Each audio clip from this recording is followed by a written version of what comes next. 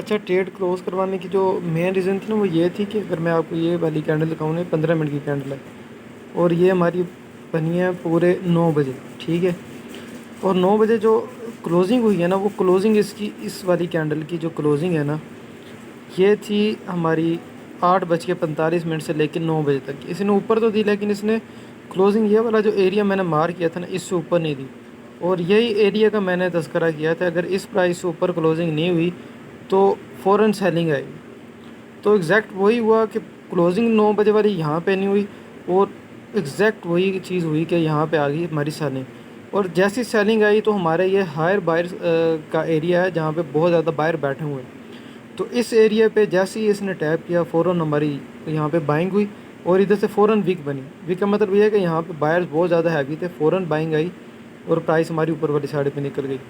लेकिन मेन चीज़ ये होती है, जो 1 घंटे की क्लोजिंग थी ना, वो बहुत ज़्यादा मैटर करती है। जिस तरह ये अभी क्लोजिंग हुई, ये बिलो होगी। अगर ये क्लोजिंग ऊपर होती तो इसका जो मोमेंटम था, ऊपर जाने का मोमेंटम, वो बरकरार रहना था, वो मार्केट ऊपर वाली साइड पर जानी थी। लेकिन यहाँ पे क्लोजिंग इसके बिलो होगी।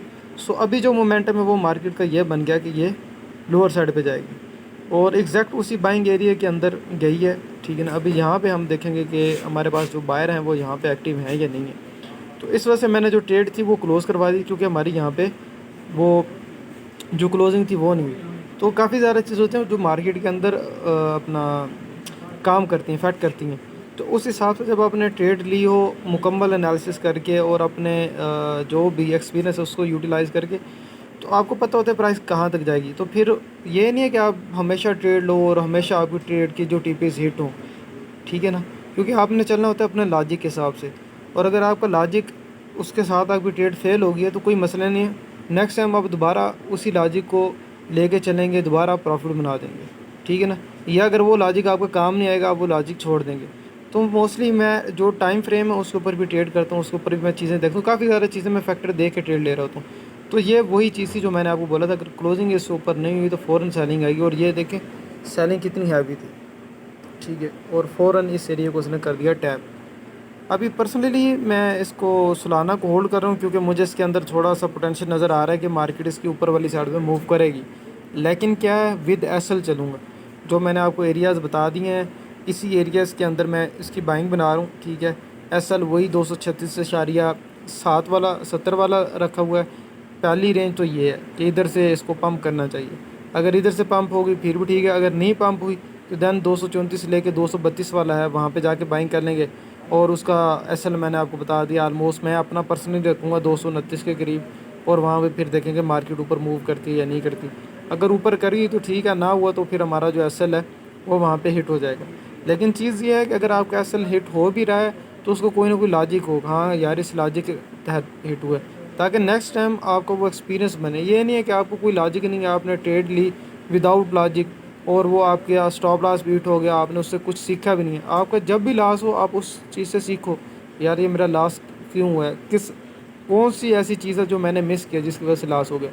फिर वो इस तरह जाके आपका एक्सपीरियंस बनेगा टाइम टू टाइम। फिर आपको मार्केट की रियल समझ आ जाएगी। जिस तरह भी मैंने आपको यह बता दी, ये क्लोजिंग इससे अबव होगी तो ठीक है, अगर इससे अबव ना हुई तो क्लोजिंग प्राइस नीचे आएगी। एग्जैक्ट वो हुआ। यहाँ पे मेरे बाइंग आर्डर लगे तो मेरी $1 की यहीं पे प्रॉफिट बुक होगी, यहाँ पे $1 की, यानी सिंपल सी चीज़ें। तो ये आप थोड़ा सा टाइम लगाएंगे, एक ही लॉजिक रखो, उस लॉजिक के साथ चलो, एक्सपीरियंस करो मार्केट का, ठीक है। फिर उसके अंदर आप देखें कि यार मार्केट में ये काम भी कर रहा है, वर्क भी कर रहा है या नहीं कर रहा। अगर इसके अंदर कोई अमेंडमेंट करने वाली है, आप वो अमेंडमेंट कर सकते हो, ठीक है ना। तो जब तक आप गलती नहीं करोगे तब तक आप सीखोगे नहीं। लेकिन बेहतर ये है कि आप लॉस ना करवाओ, पहले अपना पैसा पूसा ना लेके आओ, पहले सीख लो। जब सीख जाओगे समझ आ जाएगी, हाँ यार अभी मेरी प्रॉफिट रेशियो ठीक है, मेरा लॉजिक काम कर रहा है। एक्सपीरियंस के साथ मैंने अपने लॉजिक के अंदर जो जो गलतियाँ थी वो ख़त्म कर दी हैं। और अभी ये है कि मेरा लॉजिक मार्केट पे 110% इम्प्लीमेंट हो रहा है। 100% कोई भी नहीं होता, 90 to 80% अगर हो रहा है तो देन बेस्ट है। फिर आप पैसा लेके और फिर आप मार्केट के अंदर पैसा बना सकते हो।